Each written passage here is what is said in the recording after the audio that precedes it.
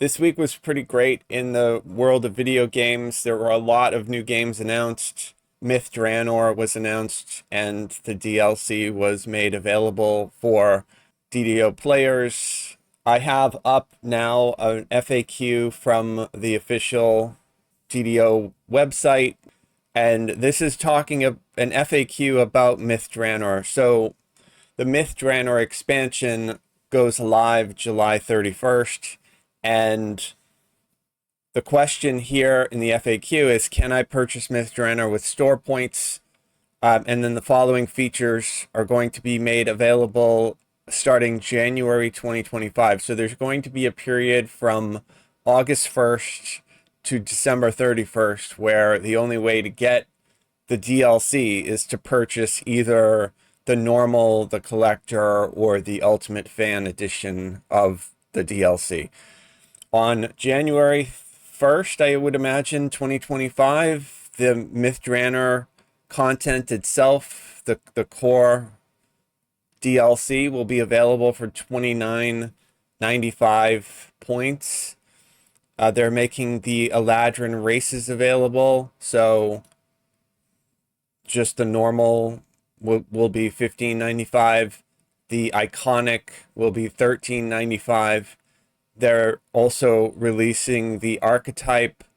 If you want to make a wild mage, VIPs get the archetypes free as a VIP sub benefit, but you could, if you wanted to unsub and keep it, buy it for 995 points. The Ultimate Fan bundle comes with a +3 action point tome for your racial abilities. They're making that for sale for $29.95. That right now is the highest. There was a +2 racial tome in the store, and I think you could win it in a gold roll. And then obviously a +1 has been around for a while. And then they're also adding racial tome upgrades. So if you already had a +1 and you want to upgrade it to a +3, you can buy an upgrade tome for 1,000. And if you had +2 and you wanted to upgrade to a +3, you could buy that for 500. I'm sure those will also, these two right here will probably wind up as gold roll. I'd be really shocked if they didn't, because other tomes like that have shown up as gold roll rewards, but I don't know officially. I'm just taking a guess based on what I've seen in the past. They made the purchase of the expansions pretty easy. You basically, if you buy one of them, the basic, the ultimate, or the collector's edition, you receive a code. You just log in.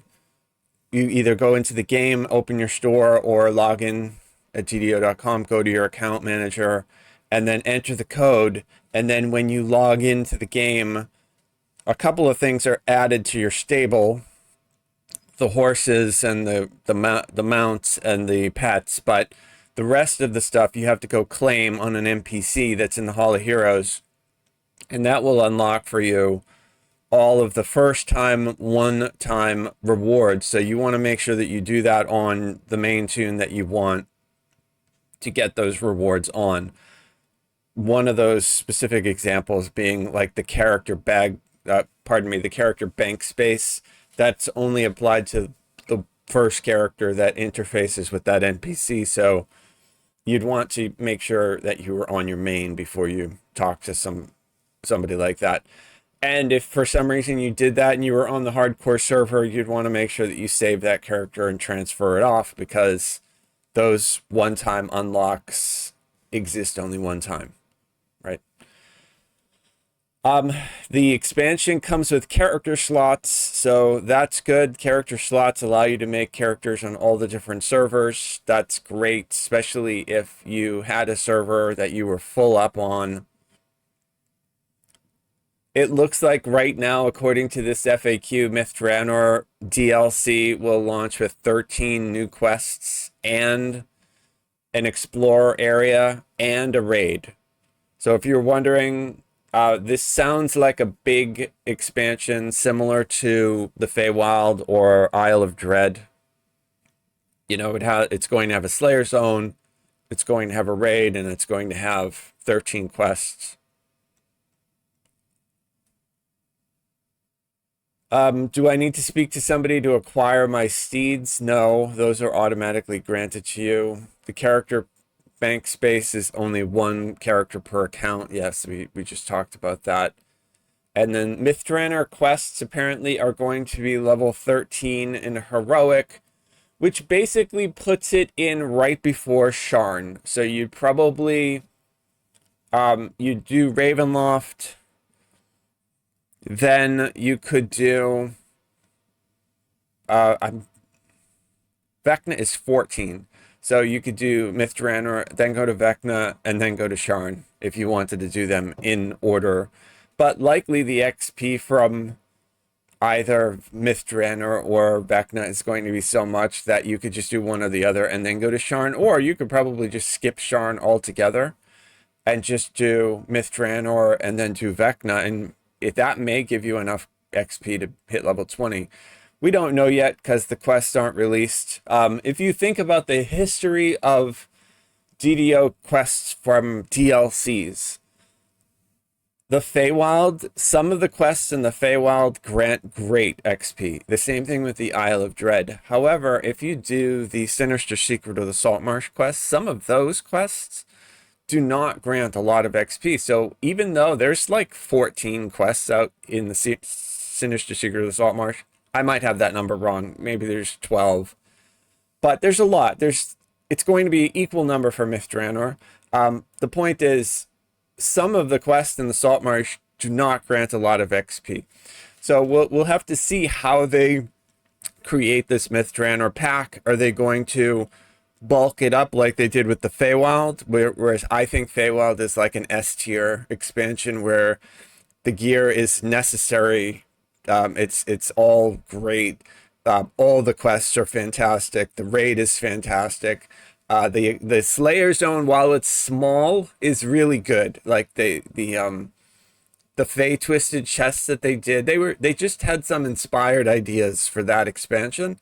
So I'm hoping, because Drannor is in the ruins of the woods of Cormanthir, and there are these magical sentient mythals that exist out there, I'm hoping that they do give us different zones of the mythals and that they affect reality in a way that may alter some of the chests in that Slayer Zone, like we got with the Fey Twisted chests. I'm just sort of spitballing ideas, but it would be really nice if they took advantage of the mythal lore for the Slayer Zone and, you know, got a little creative with it. But that's the news on, like I said, just to recap, this news was released yesterday. The DLC was made available on Wednesday.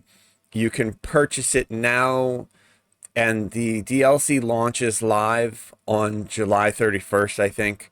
There's no pre-order or anything. They stopped doing that. So if you purchase it, you get access to everything that you can use in the DLC immediately. So if you got like the Ultimate Fan bundle as an example, you get access to all the mounts, the pets, the cosmetics, your regular Eladrin, your iconic Eladrin, the archetype. You get everything. The only thing that you don't get is the content quests for Drannor. You don't get access to the Slayer Zone, and you do not get your quick travel pin, the compass that comes with it that allows you to quickly travel to the Drannor Zone. It's similar to the Sharn Pass. That's not a surprise. That we have seen that in the past whenever they release an update. The Sharn Pass, the Saltmarsh compass, they were all released when the quest released, which makes sense because there's nowhere to teleport to. It's unfortunate, though, that the only version of the bundle that has that quick travel compass in it is the Ultimate Fan bundle, and those quick travel compasses are super useful if you do the Hardcore League, because once you activate it, it cannot be interrupted. It has a 5-second cast, but it will take you out of any dangerous situation that you're in. So while I wouldn't say necessarily that you need to get the one from Drannor, it is very helpful if you play DDO a lot, and especially if you do the hardcore league, to at least get one of these items from one of the DLCs, whether it's the Sharn Pass, the Saltmarsh Compass, the map from Isle of Dread, whatever one you're able to get. They're very useful to have. As the other thing too that is super useful to have for your build, if you have played DDO more than casually and you are on the reincarnation train trying to acquire power for your main or for an alt, these racial tomes, the +3 power that you would gain no matter what race you decided to play, whether it was Purple Dragon Knight or Elf or Human or whatever, it's going to make your character significantly stronger. What we saw in the FAQ is that these +3 racial tomes will be made available in January 2025 for a purchase price of $29.95. But if you wanted to get your hands on one immediately, the Ultimate Fan Edition of the DLC has them for every character that you have on your account.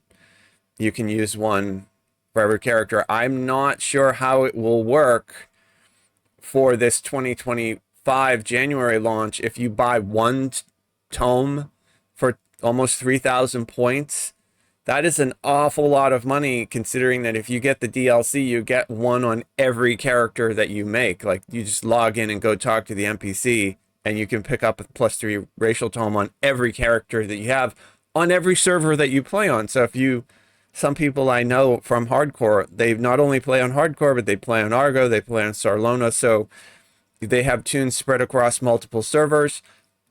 I think if you are a person who really loves GDO and plays, then the Ultimate Fan version obviously is what you would want, just because that right there is S tier. That is an S tier reward. A lot of the cosmetics and stuff are basically flavor, and some people are going to love them, some people aren't going to love them.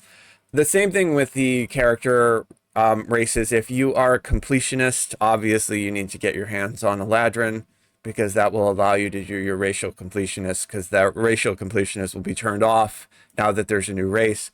Iconics do not have a completionist, so you don't have to worry. At least right now, they may change that and add an iconic completionist, but at least right now there is no iconic completionist. So basically you take it, you do iconic past lives to gain some of the iconic skills.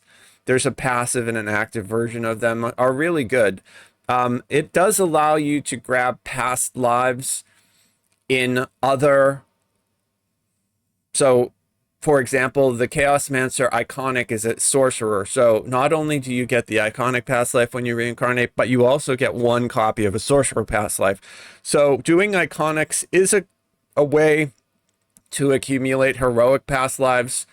And a lot of the reason why people enjoy doing iconic past lives is because they start you at level 15, and you have to play from 15 to 30. Some people, like myself included in this, enjoy playing in epics and legendaries more than playing in heroics. So you only have to level 15 to 20 and then in heroics, and then you do the rest of your leveling in epic and legendary. Once you hit the cap, once you hit level 30, then you can reincarnate using an iconic True Heart of Wood or whatever it's called, and that will reset you down to level 1, which you could then either do another iconic or you could do something else, whatever it is that you decide. I think it's great. Likely what I will do, because I already have all my sorcerer past lives, is I might try, before I reincarnate, to lesser reincarnate using a lesser Heart of Wood, and then go into the Wild Mage archetype to take a Wild Mage Sorcerer archetype past life as my heroic, because like I said, when you iconically reincarnate, you get 2. I'm not sure if you can actually do that. I'm going to have to read around and look for it, because I already have Sorcerer past lives, but I do not have the new Sorcerer archetype past lives. So I will make a video on that specifically, talking about how to do it, if it's possible to do it, because I know I'm not alone in that need, you know, to do an iconic life and reincarnate and grab an archetype. I don't think currently you're supposed to be able to do that. I know that iconics are not supposed to be able to be iconic archetypes, pardon me, but I think there is a way around it, because on Hardcore League, I have seen people make archetypes from iconic characters. So there is a way to do it using a lesser heart of wood. We're going to see, and I'll detail the process because I think it would be super useful to know if you needed to do something like that. There's no trailer or sort of an indicator on what the actual quests will look like. However, we can see, I think, it looks like this particular news story is just the only one here, but let me see if... So they did release a trailer. This is actual footage here in this banner from the trailer, and we can see a little bit of the environment. And one of the reasons that I think this is super exciting is because that sort of rainbowy, shimmery sort of bubble look, I believe that might be the boundary of a mythal. I mean, we're going to have to wait and see exactly based on what they announce, but this is the cosmetic outfit for the Eladrin Chaosmancer.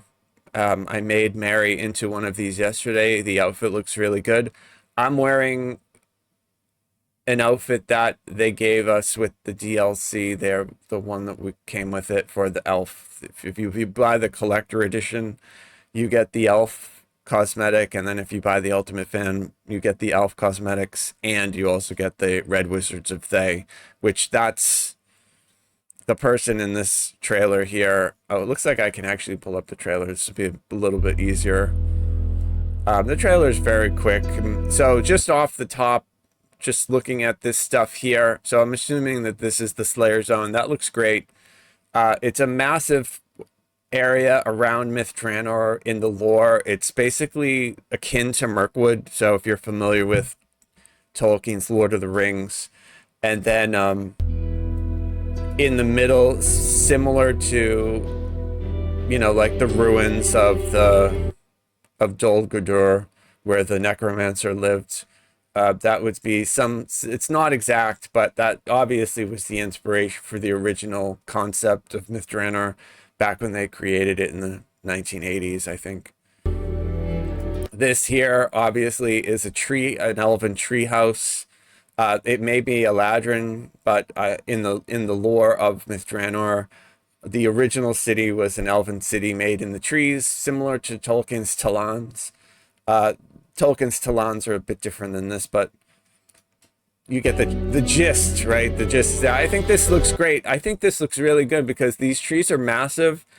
There's residents in the trees, and also these shimmering sort of colored bubbles. I'm really hoping that this is like evidence of the mythal that surrounds, or the multiple mythals that are in the woods around Myth Drannor. So I think it could just be a visual, you know, it could just be like a visual effect they added just for flavor, or it could be that you actually have to enter through it like a, you know, a walled zone where you're in this zone.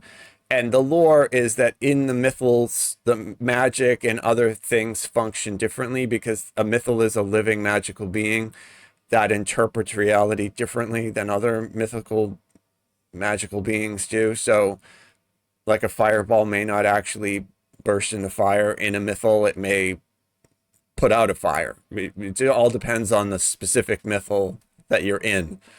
The metaphor that I like to use for mythals, and it's not 100% accurate, but it's a good starting point for a metaphor if you have no prior exposure to this concept in Dungeons and Dragons, is you enter into a mythal and it's similar to the Starship Enterprise holodeck, where you don't necessarily know what you're going to get on the holodeck. You can request things.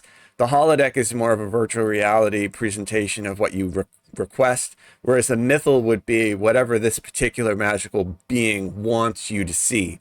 So you could walk into a mythal in the middle of Myth Dranor's ruined forest and see a beach, and but it would be an illusion, a magic of illusion, but you would see something that was completely different based on that particular mythal And the mythal is a being that you can interact with, whether it took a corporeal form, an anthropomorphic form, whether it just spoke to you in your head telepathically, like something out of Star Trek, who knows? But there's a lot of room if you were dungeon mastering a campaign with a mythal. There's a lot you can do with it. And so that looks really good. And then obviously the wild mage is the archetype. And I've been playing around with it. You know, I'm on Mary. I've got Mary logged in right now, and we're going to run around on a Chaos Mancer. That's what we're playing. We're testing it out. We're testing out all these new spells just to see that we have a flying carpet. We have the elven mount. So that's the Red Wizard of Thay outfit. I haven't seen this outfit, you know, which is unfortunate because that looks really sharp. I would like to get that. I'm not sure. I don't think that's the elven outfit that they gave us, but maybe that's something that we'll have access to later, or it could be another cosmetic that they're going to add. I hope that they add a whole bunch of cosmetics. I think it would be fantastic. So this is it for the Dungeons and Dragons video game news for Myth Drannor. We are actually going to play around in the DLC. And just to recap for anybody showing up late, you can access this page on DDO.com. It was released yesterday with Myth Drannor FAQ. They are making, so right now the only way to get the DLC is to purchase either the basic, the collector, or the ultimate fan bundle. They have different price points. I think 40, 80, and 130. I think those are the price points. The 40 is good. It gives you the base. That's a decent price. 80, now you're talking AAA game price. It gives you some extra stuff, and then 130 that's Ubisoft crazy person price. But you do get a ton of stuff that if you are a fan of the game and play, like I said this earlier, and I'm going to say it again because I think it's really important point to understand. In the Ultimate Fan Bundle that you purchase, you would gain a +3 racial action tome for every character on your account, no matter what account server you logged into. So if you play on Hardcore League, if you play on Sarlona, if you play on Argo, if you have characters on all of them, you would receive a tome on all your characters. If you wait to January and you purchase one of these tomes piecemeal, like a la carte, you have to pay almost 3,000 points for it, and you would only get one tome on one character on that one server. So if you play a lot, you plan to play hardcore season 10 or whatever we're on now, season 13. I forget, to be honest with you. Whatever the next hardcore is, then it would be something that you would want to consider getting, because you probably would gain a lot of power on a hardcore character from having those racial points. The other thing too, if you're a VIP, you don't need to worry about the archetype because you automatically get those. And then the iconic is only available in the Ultimate Fan Bundle. So if you're a person who likes to play the iconics, that's something to consider. But you could wait for January and just purchase that straight up for this price. This is the price for regular Eladrin, and this is the price for the iconic. Eladrin itself is free to VIPs. So if you're a VIP, you don't need to worry about purchasing that.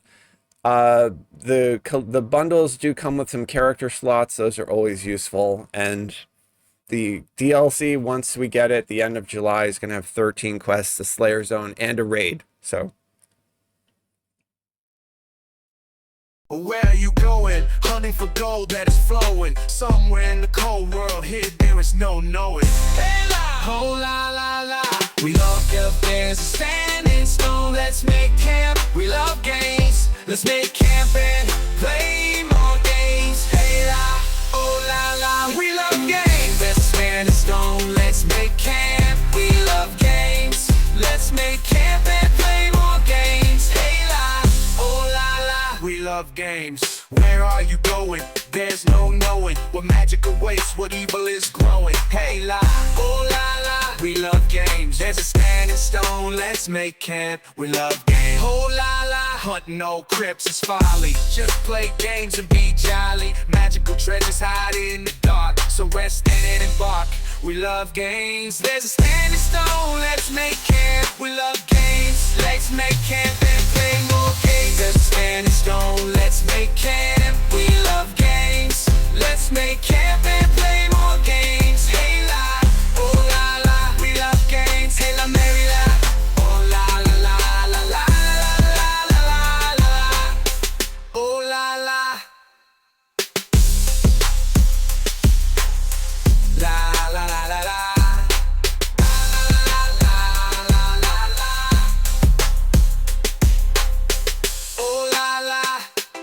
La la la la. Hey la. Oh la la la.